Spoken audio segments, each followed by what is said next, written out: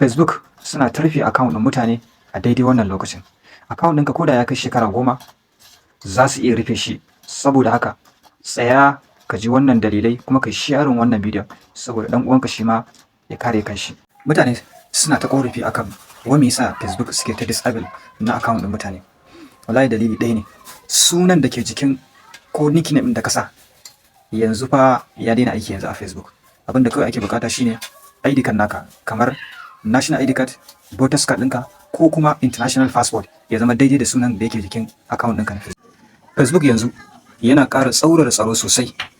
Idan suka rufe maka account naka, za su tambaye ka print out na national ID card naka original ɗin ko kuma international passport ko driving license.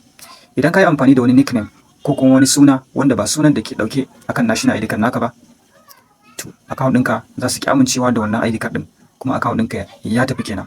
Saboda haka a kiyaye. Idan kana son Facebook account ɗinka, to ga abin da ya kamata ka yi yanzu. Ka canza suna ya yi daidai da na ID card ɗinka.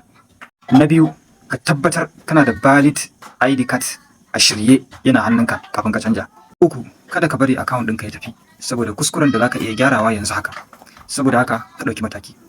Idan kana so in koya maka hanyar da za ka bi cikin sauƙi ka canja sunanka, ka danna follow kuma kai liking na wannan bidiyon saboda kada ka rasa bidiyon da za mu yi nan gaba. Assalamu alaikum.